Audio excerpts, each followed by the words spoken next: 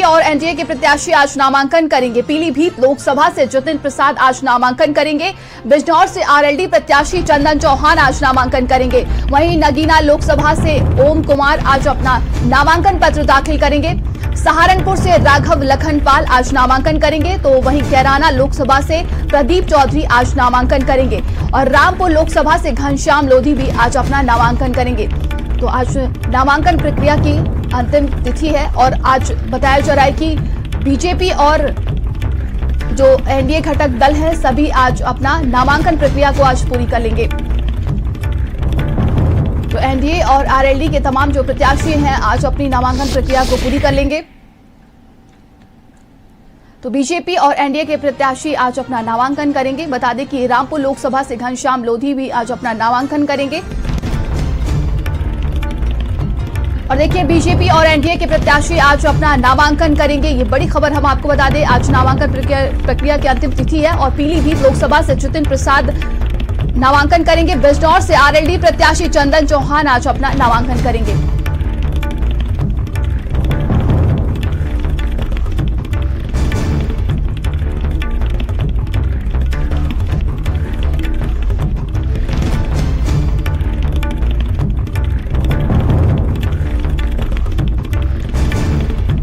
और ज्यादा जानकारी के साथ सहयोगी हमारे साथ जुड़ गए हैं अलग अलग जगहों से।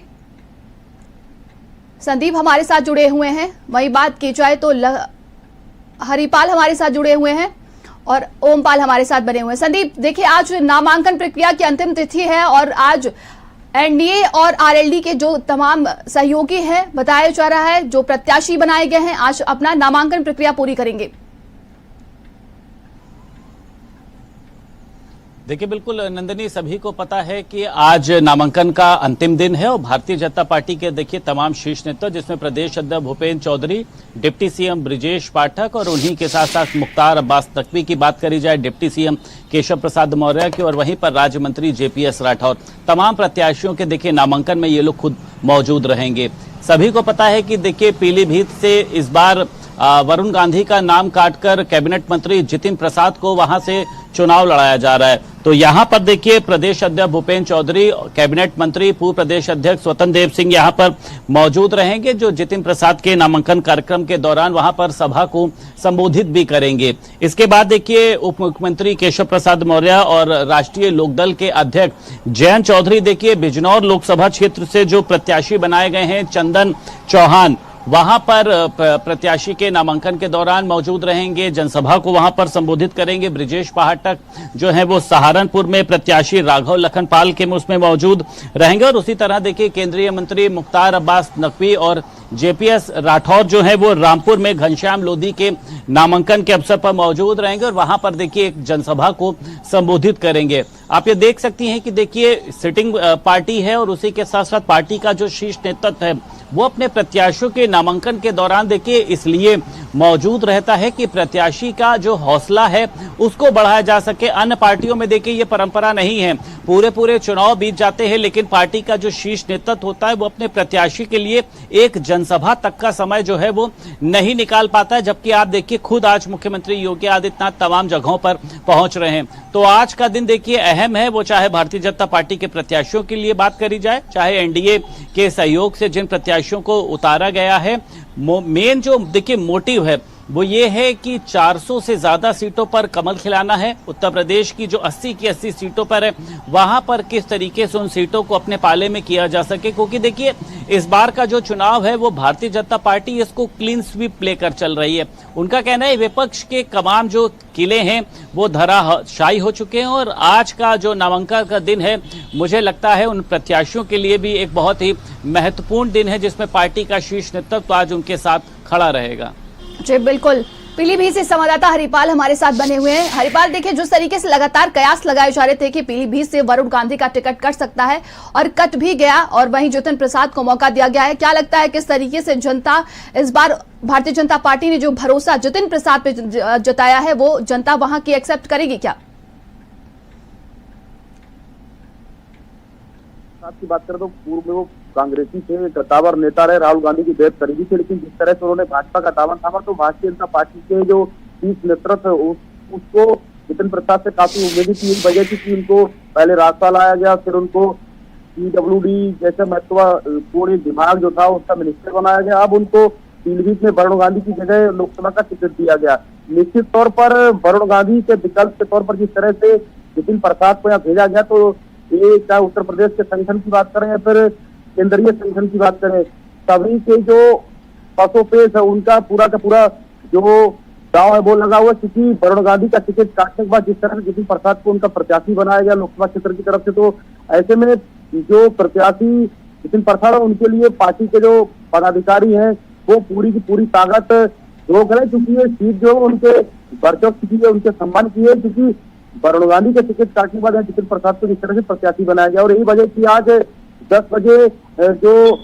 स्वतंत्र देवी मैदान है वहां पर तमाम जो दिग्गज है भाजपा के वह इकट्ठा होंगे, चाहे तो भूपेंद्र चौधरी प्रदेश अध्यक्ष भाजपा उनकी बात करें, स्वतंत्र सिंह जो जल शक्ति मंत्री उनकी बात करें, उनके साथ ही साथ जो तमाम विधायक है और भी जो मंत्री है वो वहां पर इकट्ठा होंगे। और बाकायदा जो भाजपा के प्रदेश अध्यक्ष जल शक्ति मंत्री स्वतंत्र सिंह है वो एक जनसभा को संबोधित करेंगे, और जिसके बाद लगभग 12 बजे जितिन प्रसाद कलेक्टर परिसर पहुंचकर अपना नामांकन दाखिल करेंगे, क्योंकि आज का दिन नामांकन का अंतिम दिन है, जिसको लेकर के जो पार्टियां हैं वो अपने प्रत्याशी जिस तरह से देखा हम लोगों ने कि समाजवादी पार्टी के प्रत्याशी ने कल नामांकन दाखिल कर दिया, जितिन प्रसाद अपना आज नामांकन दाखिल करेंगे। और इस बीच एक सबसे बड़ी खबर ये आ रही पीलीभीत की, जो वरुण गांधी से चुनाव लड़ने की जो अटकलें थी वो पूरी तरह से साफ हो गई है। वरुण गांधी के निजी सचिव ने बाकायदा बताया है कि वरुण गांधी पीलीभीत से चुनाव नहीं लड़ेंगे, क्योंकि जिस तरह से पार्टी का जो शीर्ष नेतृत्व है उनकी वरुण गांधी से बातचीत हुई, उसके बाद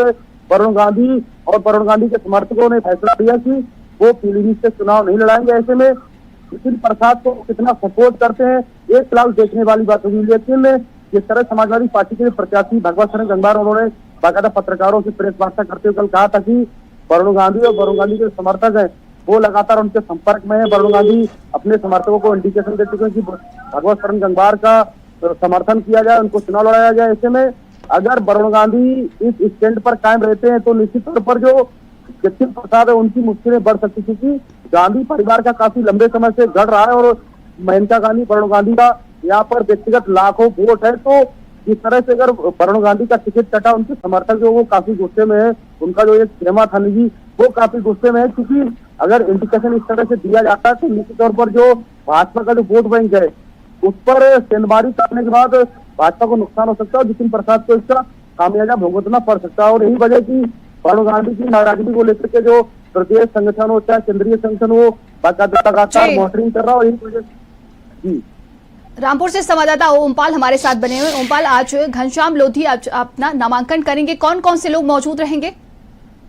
हाँ बिल्कुल, देखिए कल से ही भारतीय जनता पार्टी के जो बड़े कद्दावर नेता हैं वो लगातार रामपुर में डेरा डाले हुए हैं। मैं मुख्तार अब्बास नकवी की बात करूं तो वो आ गए और आने के बाद भाजपाई उनका स्वागत किया, देर रात तक बैठक चली। आप सोचिए कल से बड़े बड़े दिग्गज नेता रामपुर में पहुंच गए। जेपीएस राठौर ने लगातार बैठक की है। भारतीय जनता पार्टी में कई ऐसी बैठकों का दौर रहा जिस दौर में उन्होंने भाजपा की जो इकाई है, जहां पर सांसद हैं, विधायक हैं, उनके जिला अध्यक्ष हैं, सभी आरएसएस के लोग हैं, उनके साथ एक बैठक की है। और बैठक में ऐसे टिप्स जेपीएस राठौर ने भारतीय जनता पार्टी की जिला इकाई को दिए हैं कि वो उस पर काम करें। उन्होंने कहा कि किसी भी हालत में जो भारतीय जनता पार्टी की सीट है उसको बरकरार बचा के रखना है। दरअसल यहाँ पर समाजवादी पार्टी का कभी गढ़ और घर माना जाता था, लेकिन अब इस गढ़ पर और इस घर पर भारतीय जनता पार्टी ने पूरी तरह से कब्जा कर लिया है। आज मैं सभी विधानसभाओं की बात करूं तो यहाँ पर मात्र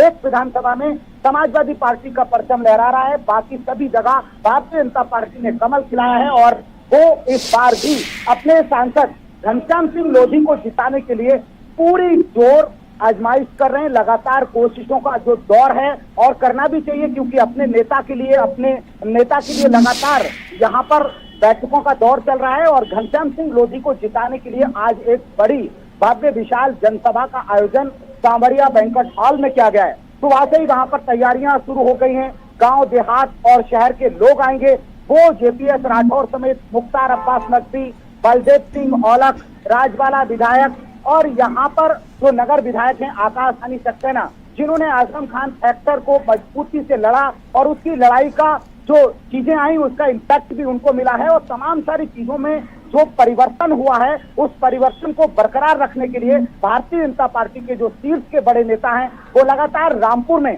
आजम की अजमियत को खत्म करने के लिए, आजम की राजनीतिक करियर को बर्बाद करने के लिए जो ताना बाना बुना था और उस ताना बाना पर जिस तरह से भारतीय जनता पार्टी कामयाब हुई है, उस कामयाबी को बरकरार करने के लिए भारतीय जनता पार्टी के नेता लगातार यहाँ पर अपनी पकड़ बनाए हुए हैं और उसी पकड़ को मजबूती से बनाए रखने के लिए आज कौन कौन सी बातें जनसभा में करेंगे, कौन कौन सी बातें नामांकन के बाद जब मीडिया से मुखातिब होंगे तो मुख्तार अब्बास नकवी, बलदेव सिंह औलख, यतीश राठौर कौन कौन सी बातों को रखेंगे, क्योंकि तमाम सारी चीजों को लेकर ये माना जा रहा है कि इस बार जो चुनाव होगा वो कांटे की टक्कर का होगा। लेकिन टक्कर किससे होगी? अभी तक जो समाजवादी पार्टी है, गठबंधन की पार्टी है, वो लगातार अपने कैंडिडेट को क्लियर नहीं कर पाई है, डिक्लेयर नहीं कर पाई है और कल रात एक धमकी और समाजवादी पार्टी के जिला अध्यक्ष ने दे दी है कि हम बहिष्कार करेंगे, रामपुर में अखिलेश नहीं तो चुनाव नहीं। तो तमाम सारी चीजों को लेकर आज ये देखना दिलचस्प होगा रामपुर में क्या होने जा रहा है। नामांकन के दौरान क्या